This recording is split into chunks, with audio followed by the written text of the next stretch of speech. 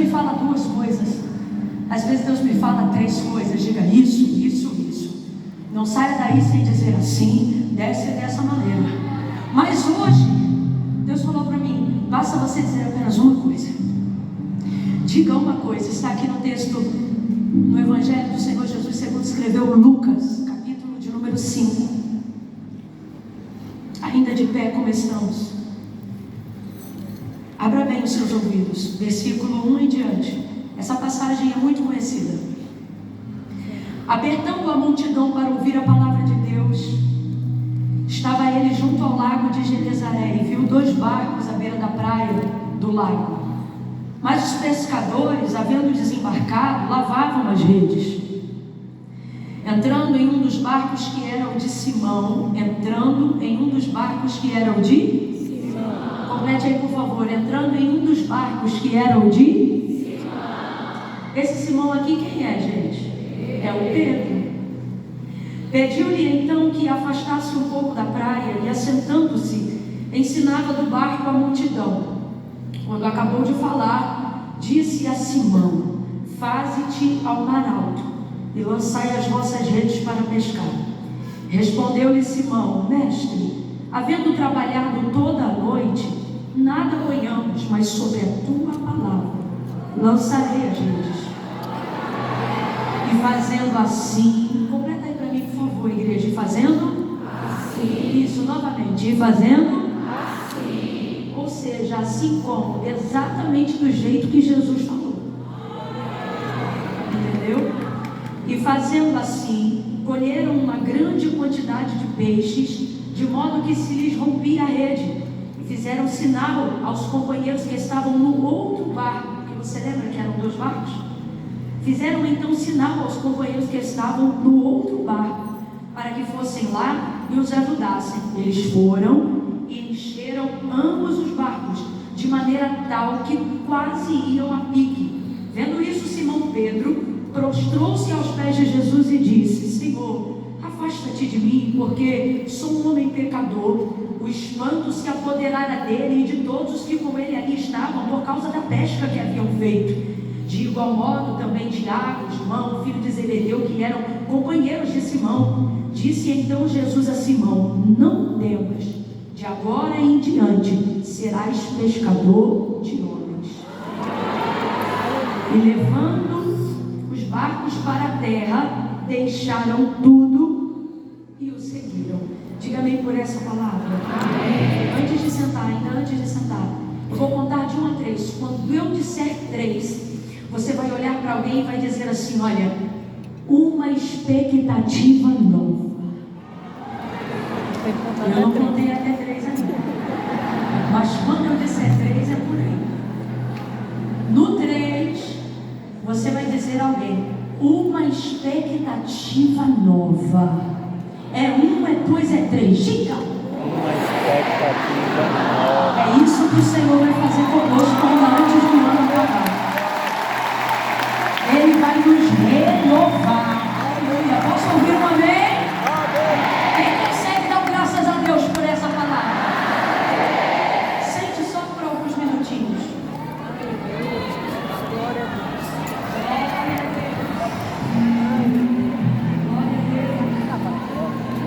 Glória a Deus.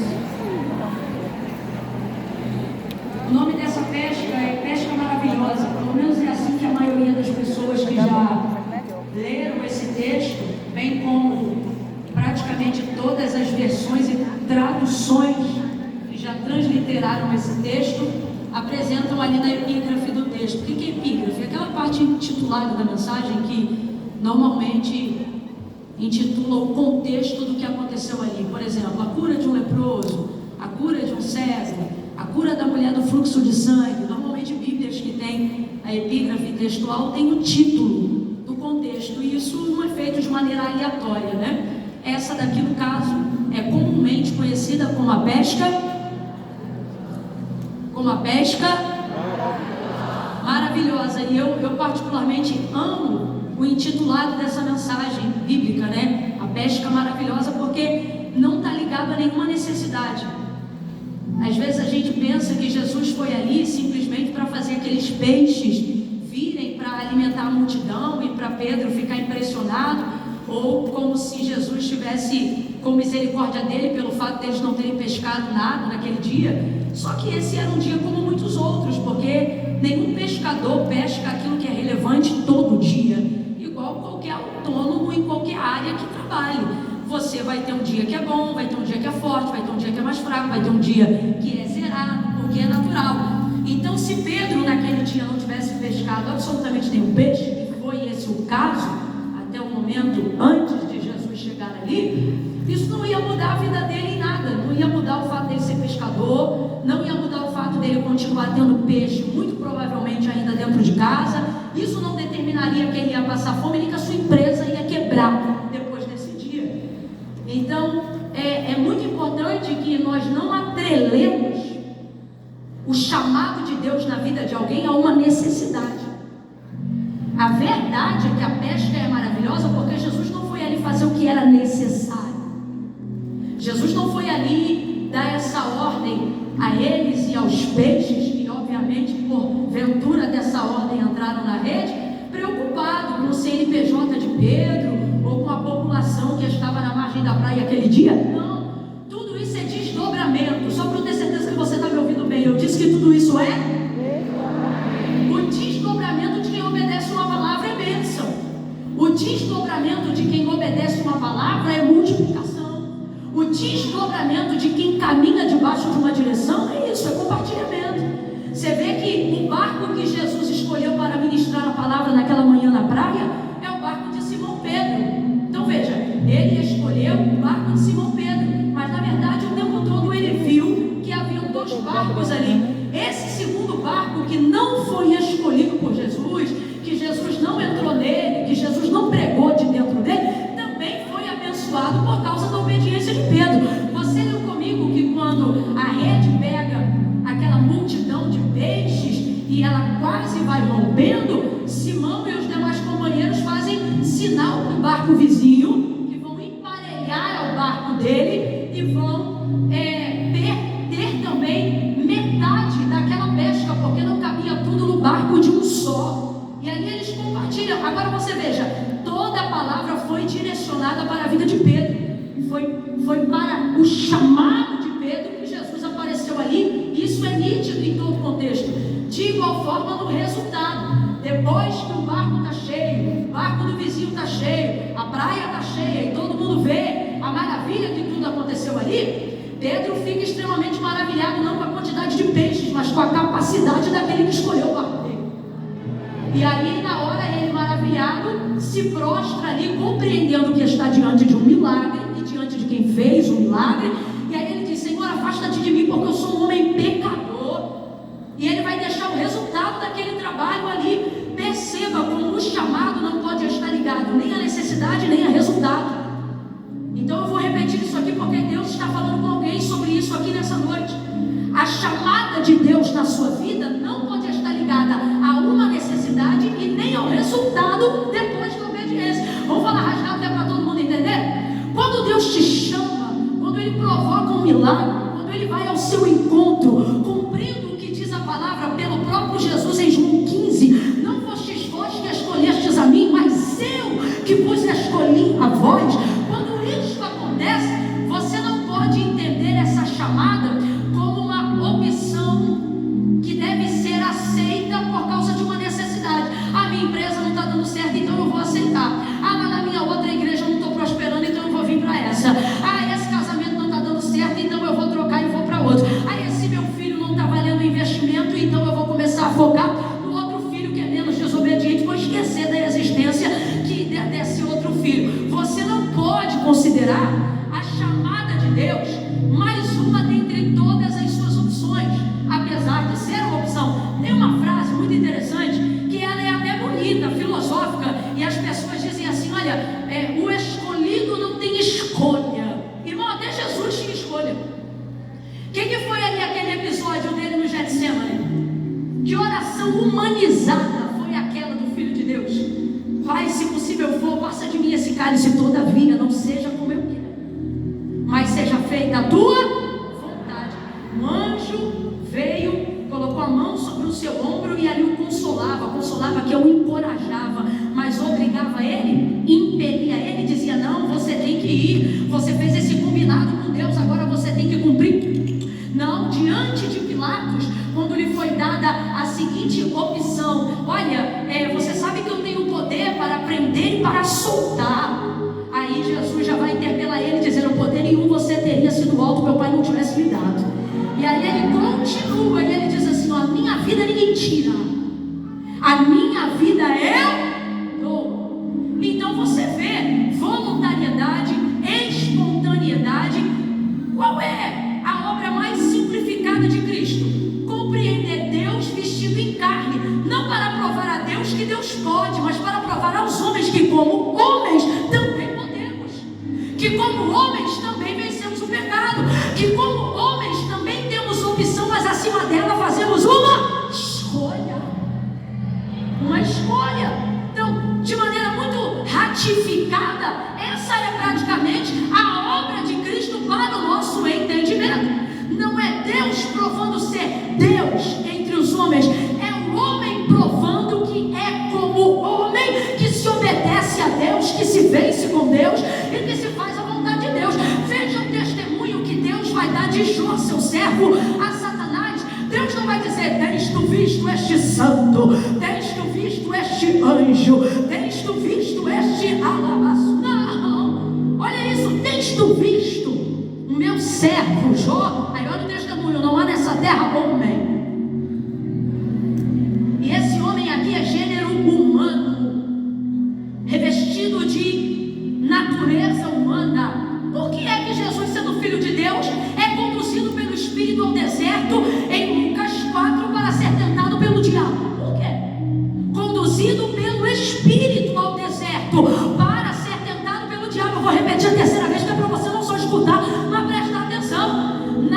Na aprovação ministerial de Cristo aqui na terra, para que se cumprisse justiça humana aqui na terra, ele vai ser conduzido pelo Espírito ao deserto para ser tentado pelo diabo. E depois de 40 dias e 40 noites, ele vai ser aprovado. E então ele inicia seu ministério. Isso é para provar que Deus é Deus? Não, Deus não precisa provar que ele é Deus. É o homem que precisa provar que o homem cheio do Espírito Santo é mais poderoso do que qualquer demônio.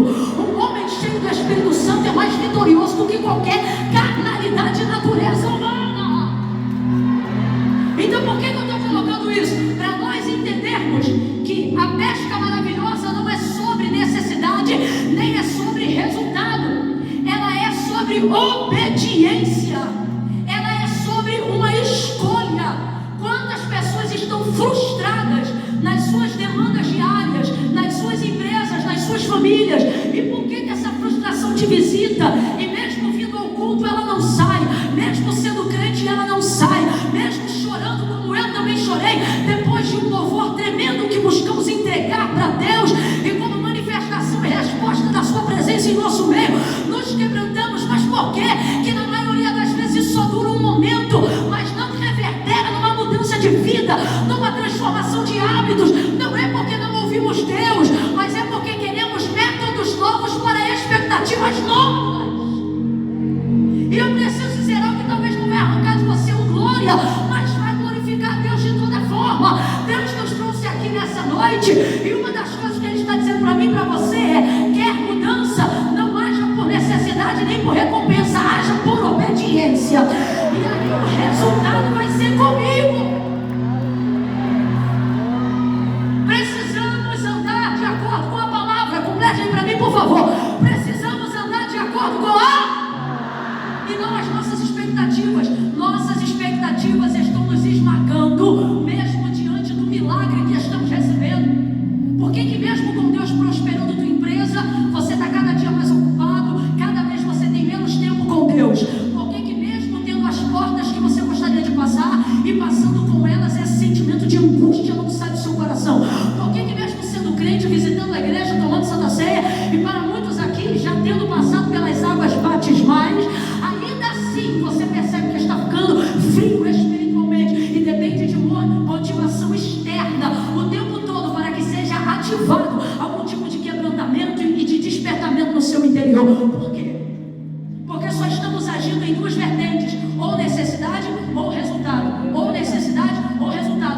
canal de necessidade. Qual é a necessidade? Pessoas que só querem obedecer a Deus porque não tem mais outra opção. Então, eu vou obedecer, eu vou ao culto, eu vou fazer uma campanha, eu vou orar, eu vou começar a ser crente, porque eu preciso que as portas sejam abertas, porque eu preciso que a minha vida seja transformada, porque eu preciso que Deus restaure o meu casamento. Ei, eu não estou dizendo que os motivos não são legítimos, só que os motivos legítimos revelam que suas motivações não são sinceras. Você gostaria de se relacionar com alguém que só está se relacionando com você por aquilo que você pode oferecer?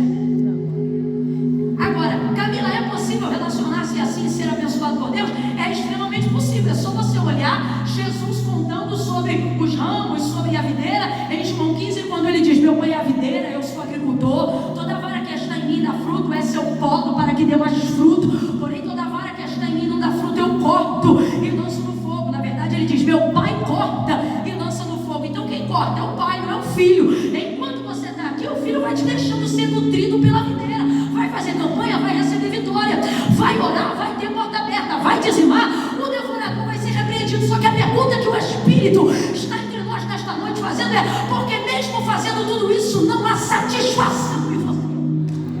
Porque você é vulnerável à depressão, porque você é refém da crise de ansiedade, porque as coisas mudam ao seu externo, mas não mudam o seu interior, porque você não consegue se quebrantar sem ajuda, não consegue ler a Bíblia sem que alguém esteja pregando. Por que é uma pergunta desta noite? Precisamos ter coragem de encarar isso. Não é fácil, é constrangedor. Você acha que é fácil para mim falar? Não, eu só falo com tanta autoridade porque eu sinto o que eu estou falando. Por que eu sinto o que eu estou falando? Porque essa também é minha crise. Você não está sozinho nessa não, aqui não tem uma hipócrita não. Para aqueles que estão amadurecendo na fé, a maior luta não é contra o diabo, porque o diabo se sujeita ao nome de Jesus. A maior luta é contra nós. Quando percebemos que a vida não muda porque nós não nos subordinamos a fazer o que a palavra manda, como ela manda. Paulo vai falar sobre pessoas que se comportam assim como Camila. O texto dele vai dizer assim: sempre sabem e nunca aprendem. Estranho, né? Ele vai falar sobre isso. Ele vai dizer: não sejam como estes quem? E ele vai dizer assim: aqueles que sempre sabem, mas nunca aprendem. Ô gente, você acha que quem está lá fora é que sabe? Quem está lá fora é que sabe? Não é a gente que está aqui que sabe. Quem é que está ouvindo a palavra? Quem é que vai à casa de Deus? Quem é que tem interesse em saber mais sobre Jesus? Somos nós. Então nós precisamos hoje ter muito cuidado em entender, olhar para esse ponto de interrogação que aparece aqui no mundo espiritual para nós nessa noite, não para nos deixar em dúvida, mas para trazer respostas a questões antigas. Olharmos para esse ponto de interrogação e pensarmos: por que não está dando certo? Por que não vira? Por que não muda? Por que eu estou sempre pedindo perdão pelos mesmos pecados? Por que isso está acontecendo? Não é porque eu não sei a palavra. Ah não, Camila, você está falando isso aí, mas eu nem crente sou. Me prove que tu não é crente em pleno meio de semana, num teatro fechado, onde só o nome de Jesus é adorado. Irmão, você pode não ser outra coisa, pode talvez não ser salvo, pode ainda não ser convertido. Agora, se tem uma coisa que tu é, meu filho, é crente. Não, eu não sou não. Inclusive, eu sou de outra religião. Eu estou falando sobre crença, eu estou falando sobre fé. Eu estou falando sobre você estar aqui, reconhecer que Jesus está aqui, que Deus está sendo adorado. Agora, a maneira como isso se desdobra é uma conversa para outro dia. Agora, dizer que você não é crente, por que você não levantou então agora, depois do louvor, e foi-se embora? Porque você quer palavra, você quer Deus, você quer resposta. Há uma sede. A alma de toda criatura anseia pelo seu Criador. Agora, por que então essas interrogações e essas perguntas que precisam de respostas? Para que nós não nos tornemos como estes, que sabem sempre, mas nunca aprendem. E o que fala sobre isso? O aprendizado. Não vivem, eles não vivem aquilo que a palavra diz. Então veja, no chamado de Pedro, Jesus vai colocar pode escolher. Se você criar e desenvolver na sua mentalidade a ideia de que, se eu fui chamado, eu não tenho escolha, você sempre vai se inclinar a obedecer, ou por necessidade ou por recompensa. Então o primeiro sofisma do inferno que nós precisamos rasgar nessa noite mediante a palavra é tirar a visão romântica, porque Bíblia não é novela e nem série. Bíblia é Bíblia, a palavra de Deus é a palavra de Deus. E o que a palavra de Deus garante? Muitos são chamados, mas poucos são escolhidos. E quem faz a separação para aqueles que não creem na doutrina da predestinação? Haja vista que a salvação é uma oportunidade igualitária dada por Deus a todos os homens, de acordo com João capítulo 3, versículo 16. Porque ali não há aqueles que ele predestinou, por presciência ele sabe, mas a oportunidade é igualitária, porque ele diz: e Deus amou o mundo de tal maneira que deu seu Filho unigênito, para todo aquele que nele crê não pereça, mas tenha vida eterna. Então veja, se muitos são chamados, mas poucos são escolhidos, e se todos têm a oportunidade igualitária da salvação, que é o primeiro passo antes de ser chamado, porque talvez você não foi chamado para pregar, mas foi chamado para ser salvo. Então eu estou organizando isso aqui, mas depois não sei que eu estou falando besteira. Então veja, dentro desse contexto, por que poucos são escolhidos? Porque a escolha não está apenas voltada à onipotência de Deus ou um caráter predestinatório, mas está ligada a quê? A alguém que decidiu caminhar de acordo com a palavra, para assim, como aconteceu com Pedro, assim também aconteceu conosco. Veja, Jesus chega, não houve pesca, ou melhor, houve pesca, o que não houve foi peixe. Não significa que ele fez alguma coisa errada aquele dia. Significa que mesmo fazendo certo, não deu certo. E isso é uma coisa que mexe com a nossa cabeça. Queremos um chamado, ou só estamos dispostos a aceitar um chamado quando as coisas dão errado. Só que veja, ele fez tudo certo, mas mesmo assim a pesca aquele dia deu. Vamos, abre a boca, naquele dia a pesca deu. Será que ele não tem experiência de pescador, gente? Será que ele não sabe como pescar? Ô meu irmão, sabe ou não sabe? Ele tem a manha ou não tem a manha? Ele já sabe como joga rede e como puxa rede, sim ou não?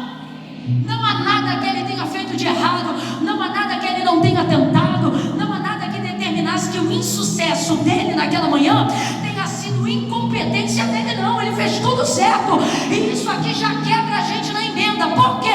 Porque tira da gente a ideia de que Deus tem que nos abençoar naquilo que nós fazemos, porque se eu estou fazendo certo, tem que dar certo, meu irmão. No mundo tereis aflições, e sabe o que mais aflige alguém a quem Deus chama? Não é fazer o errado, é fazer o certo e ver que não dá certo. Isso aflige. É daí que vem a inveja, é daí que vem as comparações, é daí que vem as frustrações, porque vez ou outra aparece alguém fazendo tudo errado e no final fica com medo. Não. Tem gente que faz tudo certo e no final dá errado. E tem gente que faz tudo errado e no final dá certo, se você olhar o resultado. Agora veja isso aqui e eu já caminho para concluir. Pedro fez tudo certo, mas deu tudo errado. Deu tudo errado, naquela manhã deu tudo errado. Aí Jesus vem, prega, pede o barco dele, ele empresta, usa o barco dele, prega para uma multidão. Depois que ele prega, desce do barco e vai liberar uma palavra para Pedro. Eita, Pedro. Aí ele diz: faze-te ao mar alto. Em outras versões vai dizer: voltai ao mar alto e lançai as vossas redes para pescar. Eu gosto dessa versão, que não é a minha hoje aqui, mas que explica bem, né? Você está ouvindo Jesus e você pensa: ele pode fazer uma coisa nova, ele pode fazer uma coisa nova, mas ele vai fazer uma coisa nova, só que ele vai usar um método antigo. Ele não vai mandar Pedro fazer nada diferente do que ele já fez. Devemos entender que o certo é o certo, mesmo que não esteja dando.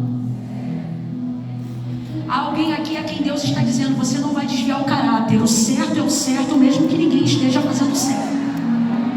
Aí ele diz: voltai ou faze-te ao mar alto e lançai as vossas redes para pescar. Rapidinho aqui, vamos abrir um parêntese. Jesus mandou ele trocar de mar, até porque só tem aquele. Falou para ele usar outro barco, deu a ele uma rede nova. Fala aqui comigo para a gente fechar junto, diga: mesmo mar. Vamos, mesmo mar. Mesmo barco. Mesma rede. Vamos de novo, mesmo mar. Mesmo barco. Mesma rede. De novo, última vez, por favor, diga.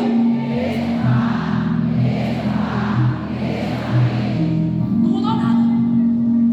Então Pedro vai olhar para ele e vai dizer assim: mestre, ao respeito, a autoridade de Jesus, mestre, havendo trabalhado toda a noite, nada apanhamos, mas sobre a tua palavra. Nessa altura do campeonato, Pedro não sabe que Jesus é Jesus. Pedro considera Jesus um rabi, um mestre, um doutor da lei, um homem entendido, mas ele ainda não tinha visto um milagre dessa proporção. Como é que a gente sabe disso? Porque quando ele vê, ele se prostra, reconhece que é pecador e quer se afastar, vendo que não se acha digno, né? Ele ainda vai conhecer essa faceta do Filho do Deus vivo. Agora, ele apenas ouve o peso das suas palavras e percebe que o que este homem fala traz consistência naquilo que ele fala. Nós estamos falando do verbo vivo feito em carne. Ouvir Jesus falar não é como ouvir qualquer pessoa falar.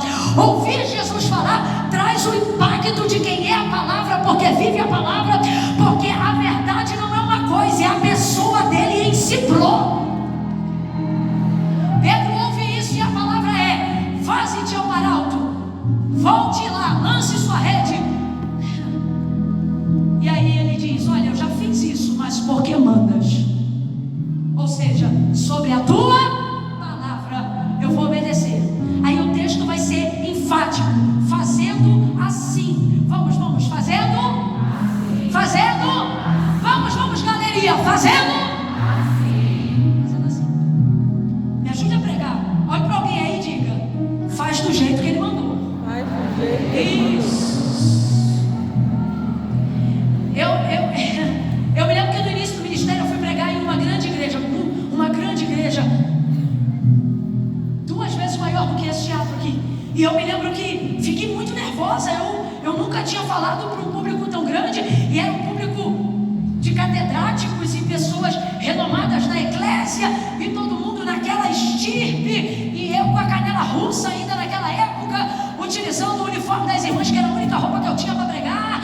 E eu me lembro que eu cheguei tremendo, e eu olhei e falei: esse pessoal não está preparado para o jeito que eu prego. Eu vou tentar ajeitar um pouco como eu prego, porque eu ainda era muito menina e muito dura, e quando a gente é menino, a gente faz coisas de menino, né? E eu tentei ali, mas na verdade eu me chamou daquele jeito. Mas na hora eu pensei: do jeito que eu sou não vai dar certo. Eu vou pregar o que Deus mandou, mas eu vou tentar dar uma arrumada.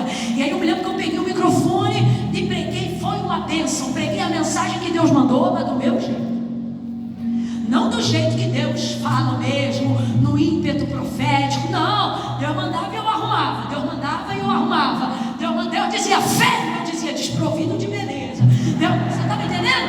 Eu fui ali arrumando. Aí quando eu terminei, foi uma bênção. Gente aceitando Jesus, foi lindo, foi glória a Deus, maravilha. Aí eu toda feliz, fechando a Bíblia aqui no púlpito e indo de volta para o meu lugar para dobrar o joelho, para agradecer ao Senhor. Quando eu vou, a irmã que eu levei comigo na época, né, para me ajudar em oração, se ligou muito mesmo, se ligou tanto que Deus tomou ela na hora. Quando eu estou voltando para o meu lugar, ela levanta marchando em alta voz, e a igreja tinha uma reverberação muito grande, sabe? E aí ela veio chegando na minha direção e eu pensei: ai, coisa linda, Deus vai falar comigo. E aí ela chegou e não era mais ela, era o Espírito do Senhor. E aí eu me lembro das palavras com exatidão. Ela disse assim, que não era ela, era o Senhor: não te disse eu quando te chamei, abra a tua boca que eu a encherei? Te disse que era eu que te usaria, portanto te digo, nunca mais. E ela gritava: nunca mais. E quanto mais ela gritava, menos a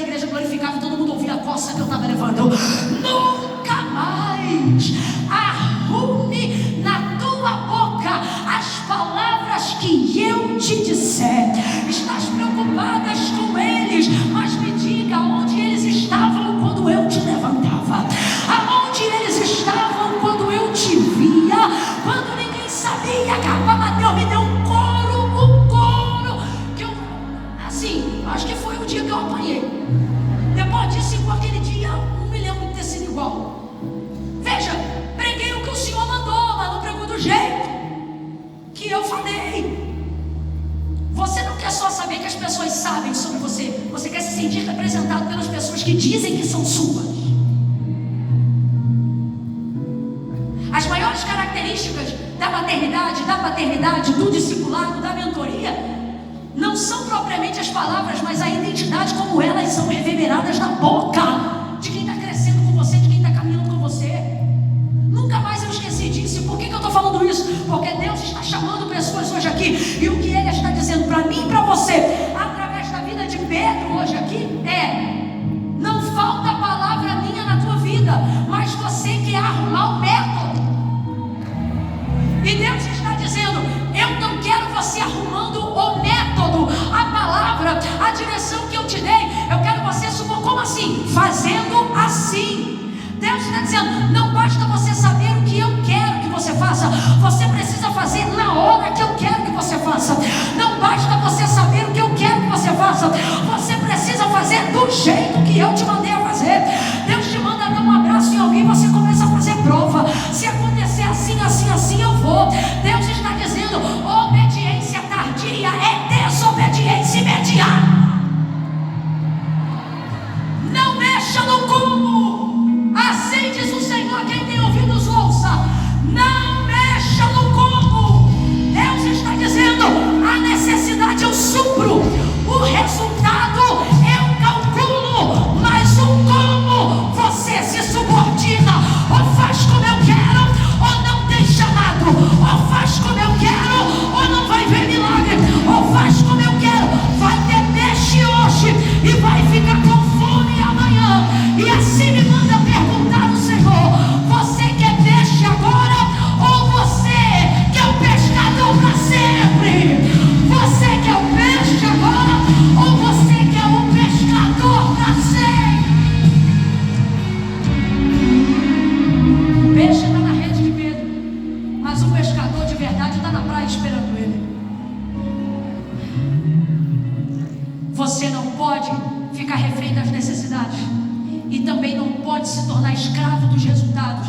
Por quê, Camila? Que ou eu faço coisas por necessidade, ou a minha motivação está apenas nos resultados. Porque você ainda não entendeu que o sucesso não é a quantidade de peixes, e também não é a escassez do que me motiva a buscar o sucesso do ministério, da sua chamada, da soberania de Deus sobre a sua vida. Aonde está o sucesso, Camila? Aonde está o caminho que conduz o homem a Deus, que me coloca no centro da vontade de Deus, que é o melhor lugar onde alguém pode estar? Deus está dizendo: é o como. Alguns vão fazer como eu disse, outros vão fazer como podem, como querem, como desejam, quando der, quando sentir vontade. A esses vão continuar refém de peixe.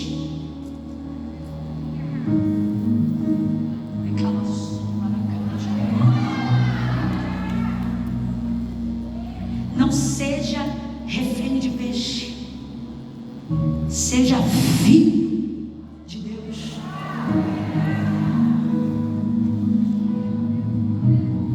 Diga assim comigo: métodos antigos ainda funcionam. De que método nós nos referimos aqui? O método que Jesus usou. E qual foi? Palavra.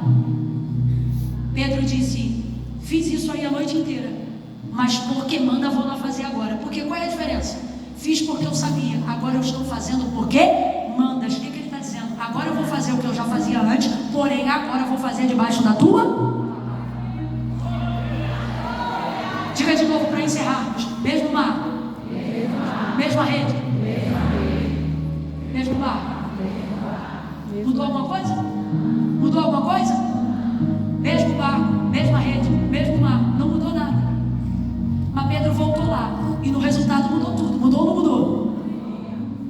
É Deus dando a ele uma expectativa nova para fazer uma coisa que ele já sabia, para fazer uma coisa que já dava certo.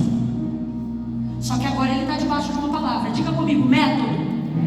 Isso. Deus me trouxe aqui nessa noite para dizer: não quero você ocupando sua mente, sua fé e sua energia energia em resultados. Não quero você preocupado com a necessidade, nem ocupado com o resultado. Quero você focado no método. Qual é o método? Obediência à palavra. Moisés está no deserto, o povo diz que quer água, e o povo diz: não tinha água no Egito pra gente, não tinha cova no Egito pra gente morrer lá e ser sepultado lá? Vai todo mundo morrer agora e perecer de sede nesse deserto? Aí Moisés vai falar com Deus e diz: Senhor, o povo quer beber água e não tem água aqui. Aí Deus diz assim: Moisés, há aqui uma rocha, fala a rocha, fala a rocha. Deus está dando para ele uma palavra, uma direção. Qual é a necessidade, a escassez do povo? Qual é a recompensa? A água. Veja que Deus não quer ele comprometido com a necessidade nem com a recompensa. Deus só quer ele comprometido com o meio, com o como. Há aqui uma rocha, vai lá e fala a rocha. Só que o texto diz que o povo azucrinava o juízo de Moisés. Eu tenho para mim que aquele cajado, ele feriu a rocha 2 vezes para não bater na cabeça de um israelita. Não, se você parar para analisar, eu não estou zoando. Eu tenho para mim que ele vai voltando e o povo não para. O texto diz que o povo não para de falar na cabeça dele. Aí quando ele chega na rocha, ele tem uma palavra, ele tem uma direção. Quem ainda está comigo aí, diga amém. Ele tem uma palavra, ele tem uma direção. Deus deu para ele um método. Vamos lá, completa aí por favor. Deus deu para ele Deus deu para ele um como. Só que quando ele chega lá, ele pega o cajado e 2 vezes, pá, meu irmão, a rocha vai dar água do mesmo jeito como se ele tivesse falado. Veja o resultado. Se você está entendendo o teor da mensagem, responda para mim com inteligência. Não vem na espiritualidade falsa, não. Vem na inteligência. Deu água ou não deu? Responde aí, deu certo ou não deu? O povo bebeu água ou não bebeu? Eu imagino a galera aplaudindo e dizendo: Moisés, você é o cara. Não tem líder melhor do que você. Moisés trouxe a água. E Deus diz assim: Moisés, chega aqui. Porque você foi rebelde. Porque eu te disse, fala, e você feriu. Tu não entrarás na terra de Canaã, a terra que eu jurei aos seus pais que lhes daria. Irmãos, tem alguém aqui que merecia mais do que Moisés entrar naquela terra na nossa perspectiva humana? Tem não. Mas para quem Deus deu um método, Deus não vai tolerar desobediência. Pro povo, tanto faz. Você acha que o povo está sabendo disso? Tá não. Porque o povo só quer resumo. Saia dessa perspectiva agora mesmo. Saia desse sistema fadado ao fracasso. Saia desse sistema que já está falido desde que o pecado entrou no mundo. Que sistema, Camila? De viver para atender a expectativa das pessoas a seu redor. As pessoas só vão clamar pelo resultado. Elas vão aplaudir os seus resultados e vão usar a escassez para te pressionar. Vão te pressionar a trabalhar mais. Vão te pressionar a ganhar mais dinheiro. Vão te pressionar a fazer o que elas não dão conta de fazer. Por quê? Porque quem no final tem um método é você. Quem ouve Deus é você. Quem tem de Deus uma palavra é você. Mas o mundo, o sistema, os religiosos, os fariseus vão te pressionar de todos os lados. Eles querem resultado. A liderança do teu departamento quer resultado. O teu chefe quer que você bata as metas no final do mês. Só que Deus está dizendo: se for comprometer o método com o método, a minha palavra, a minha direção, é melhor pedir demissão e continuar em obediência. Porque esse sistema está falido. Essa gente que não obedece, que faz tudo pelo resultado, pressionado pela necessidade, vive refém de peixe.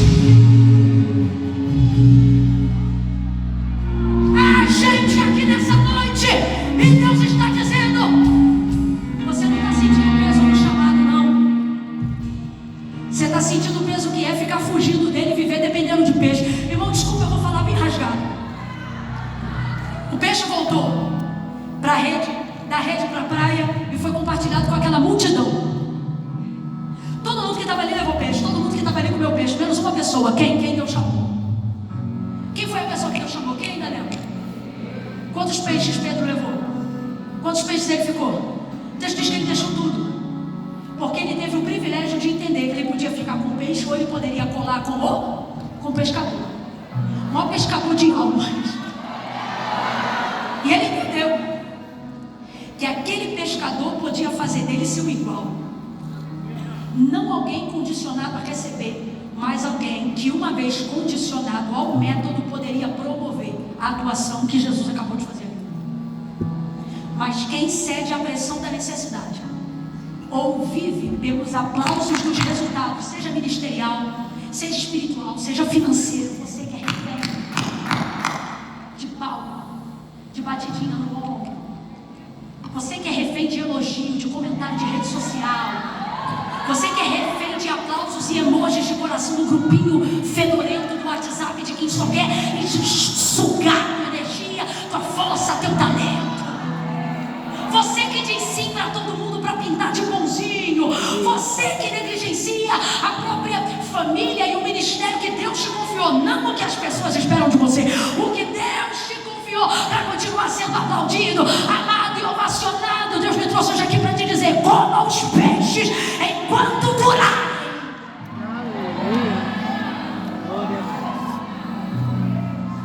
É como já dizia o antigo: quem é a figura de Jesus no nosso chamado nessa noite? Ele não é a pessoa que nos dá o peixe, ele é a pessoa que nos ensina. Ele deu aos que estavam ali peixe, mas a Pedro ele deu a oportunidade de se tornar um novo tipo de... Escolhe hoje. Eu encerro aqui. Escolhe hoje. Ah, Camila, mas eu não posso escolher.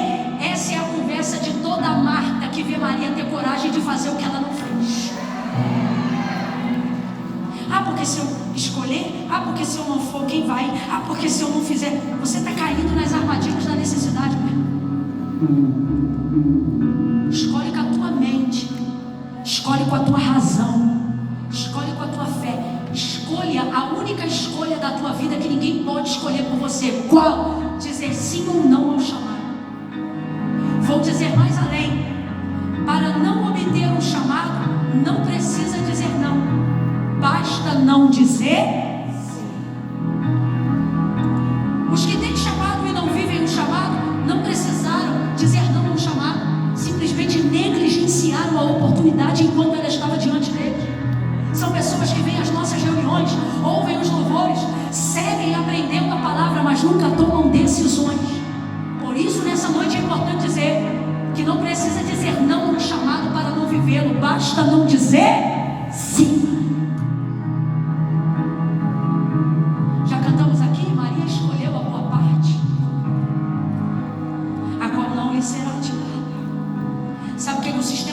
Você olha para aqui. O sistema sempre vai dizer que você não tem escolha, porque o sistema coloca você para trabalhar sob pressão. Você acha que o governo, você acha que o sistema, você acha que o mundo e aquele que opera nele quer mostrar para você um campo aberto? Quer não, meu irmão. É chibata na circunstância para você agir sob pressão e ceder. E obedecer a Deus requer espera, requer voltar a usar a mesma rede, o mesmo barco, na certeza de quando alguém disser: isso aí não está dando certo, você olhar e dizer: não, mas eu estou debaixo da palavra, eu estou fazendo o que Deus está mandando, então eu vou continuar orando, eu vou continuar buscando, eu vou continuar servindo, eu vou continuar fazendo o que Ele me mandou fazer. Quem entendeu, diga amém. Agora, quem está aqui precisa de expectativa nova para continuar sendo capaz de fazer coisas antigas?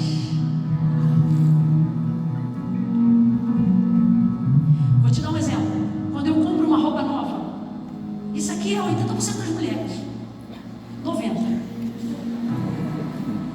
98%. Se ela compra uma roupa nova, ela espera uma nova ocasião. Tem que aparecer casamento, um negócio, algo equivalente àquela roupa. Só que 98% das questões aqui, se aquela coisa, aquela ocasião não vier, ela vai criar uma. Estou mentindo? Primeiro aniversário, primeiro chá, revelação de rua, ela vai meter aquela sandália, ela não está nem aí. Ela não vai aguentar esperar muito tempo, porque a expectativa nova da roupa deixou ela empolvorosa. Entende? Os homens, a mesma coisa dentro dos seus cenários. Vez ou outra eu crio expectativas novas na cabeça do meu esposo. A caminho de volta para casa, eu vou fazendo promessas das quais eu não sei se vou conseguir cumprir. E eu fico criando expectativa nele. E pai, ele diz: olha, você está me prometendo. Ele fica. Às vezes eu falo e não cumpro. Eu digo para ele: olha, o homem é falho, mas Deus é verdadeiro. Eu preciso criar, vez ou outra, expectativas de coisas novas para continuar fazendo as antigas. Oi, irmão, são 20 anos de casado. Entende? Vai ouvindo aí. Porque normalmente o que dá uma expectativa nova é uma coisa. Alguém aqui precisa de expectativa nova diante de uma coisa nova? Precisa, gente? Vou perguntar de novo, você está raciocinando? Alguém aqui precisa ser motivado com uma expectativa nova se já está diante de uma coisa nova? Não. Se você está diante de uma coisa nova, ninguém precisa produzir expectativa em você. Você já está diante daquilo. Ai, como é que vai ser o culto hoje? Ai, vai ter Gabriela e Camila está aqui todo dia, está aqui todo. Não está. Não é uma expectativa. Ai, meu Deus, será que ela vai falar? Mas se a gente estiver aqui amanhã e depois, você já não vai priorizar mais esse lugar, porque depois tudo se vira.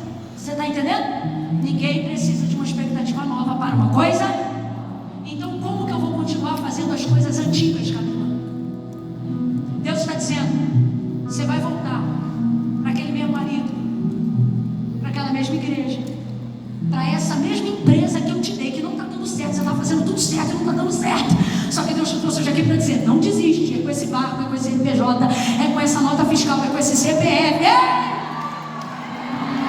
Só que agora eu vou profetizar. Daqui para dezembro, aleluia. Tem crente pentecostal aí que já levantou a mão. Tem crente que acredita no profético, aleluia. Daqui para dezembro, toda área que você foi chamado por Deus, mas você não está vendo o resultado, mesmo fazendo tudo certo, a palavra desta noite eu compreendo que é Deus me dando autoridade para dizer e te dando capacidade para receber. Ele está dizendo: eu vou te dar uma expectativa nova, e você vai fazer aquelas coisas antigas como se fosse a primeira vez. Não, você não entendeu. Deus está dizendo: você vai orar como se fosse a primeira vez, vai sentir a minha presença como se fosse a primeira vez, vai ouvir promessas antigas que um dia eu te disse, como se elas fossem se cumprir essa semana. Só quem está com sede de uma nova expectativa para continuar obedecendo a palavra, dá um salto dessa cadeira em nome de Jesus. Dá um salto e reaja diante dessa palavra.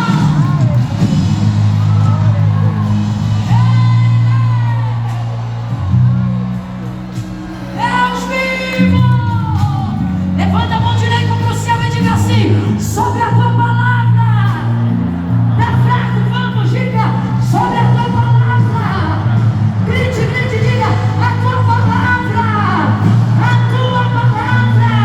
Deus, eu oro agora por todos aqueles que estão debaixo da tua palavra. Não deixe eles se moverem por escassez. Não deixe eles se moverem por pressão da necessidade. Também não deixe eles se moverem por resultado, mas motiva-os à obediência. Ensina-nos a amar a disciplina e glorifica teu nome no método. Glorifica teu nome no jeito que o Senhor quer que nós façamos. Glorifica teu nome.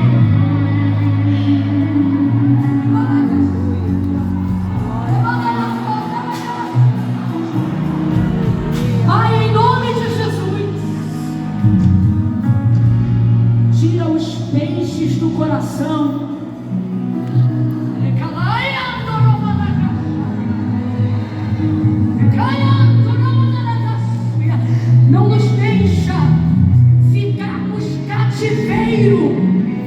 objetivos da rede. Não deixa o barco nos escravizar. Não deixa a pressão e a expectativa humana, seja de família, seja de marido, seja de esposa, seja de líder. Não deixa a expectativa dos homens contaminarem a clareza do propósito que tu tem com a vida de cada um aqui, meu Senhor. Em nome de Jesus, nesta noite, nos dá um coração como o de Pedro, que compreendeu que era melhor ser pescador do que ficar refém dos peixes. Liberta o nosso coração do amor ao dinheiro. Liberta o nosso coração do amor aos elogios. Liberta o nosso coração do amor, do apego aos aplausos, aos contratos que não glorificam o teu nome. Jesus, do alto da cabeça até a planta dos pés, eu oro agora te pedindo que essa semana seja uma semana de renovo. Que essa semana seja uma semana de um novo entendimento, conforme diz o apóstolo Paulo: não vos conformeis com este mundo, mas transformai-vos pela renovação do vosso entendimento. Renova a nossa mente nessa noite, Espírito Santo de Deus. Esse é o nosso clamor. Em nome de Jesus, quem ora comigo, diga amém. Amém. Levante sua cabeça.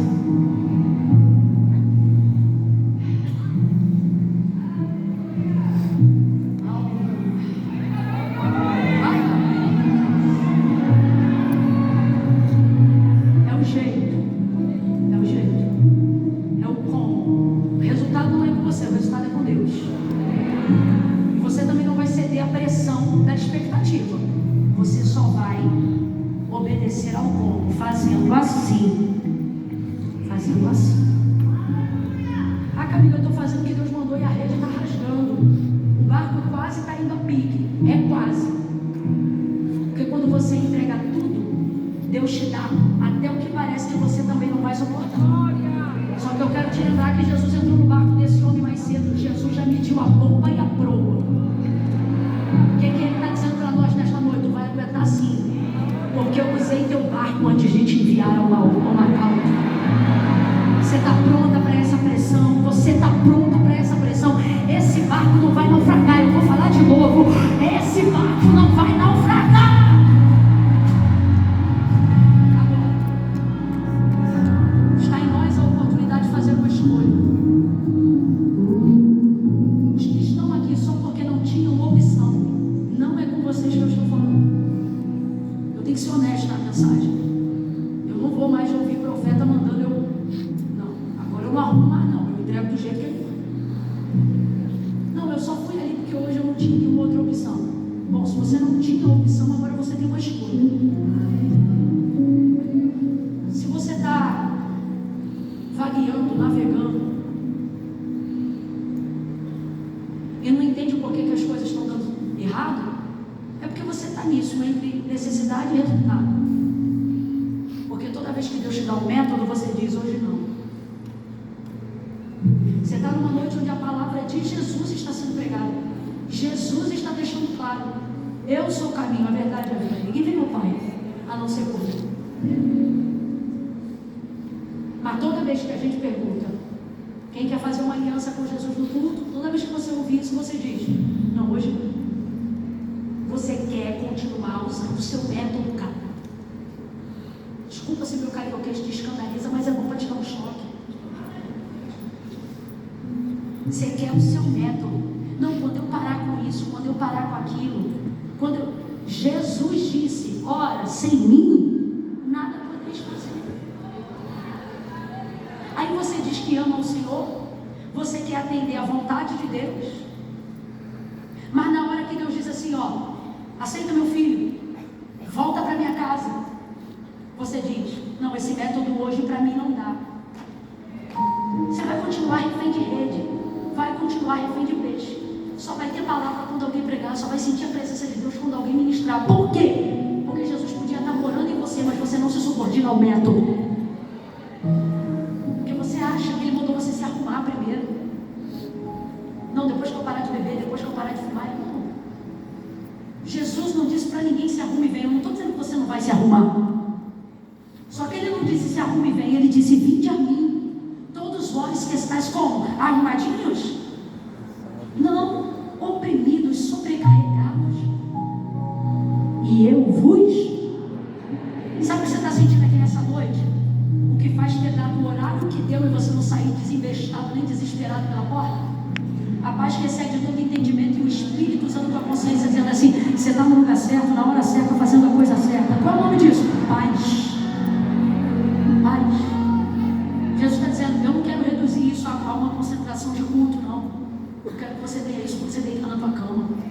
Quero que você tenha isso quando tomar suas decisões em casa. Agora, eu não posso mentir. De que maneira se obtém isso? Fazendo uma aliança com Jesus. No mundo eu sempre ouvi falar sobre Deus. Eu só ouvi falar de Jesus quando eu entrei numa igreja evangélica. E eu descobri que eu já conhecia Deus, mas quem mudava a minha vida era... Por isso Jesus disse, quem vê o Pai vê a mim, e quem vê a mim vê o Pai, porque eu e o Pai somos. E qual é a maneira com que Deus quis ser visto? Através do Filho. Por isso Jesus diz assim, aquele que me confessar diante dos homens, eu também o confessarei diante do meu Pai. Eu acho lindo, porque ele diz isso aqui, ó. Porém, todo aquele que se envergonha de mim, ele não diz aquele que não crê, ele diz aquele que se... Porque a maioria das pessoas que não entregam a vida para Jesus não é porque não conhecem e não é porque não amam, é porque sentem. Ou seja, ama, crê, mas não consegue fazer aliança porque tem vergonha.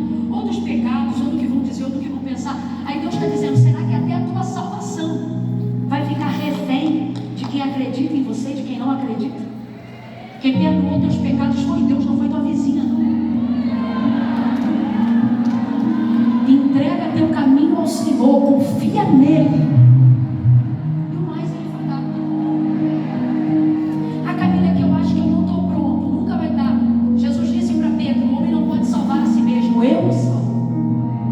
O que isso significa? Jesus está dizendo, eu vou fazer o que você precisar que eu faça, mas não vou fazer o que só você pode fazer.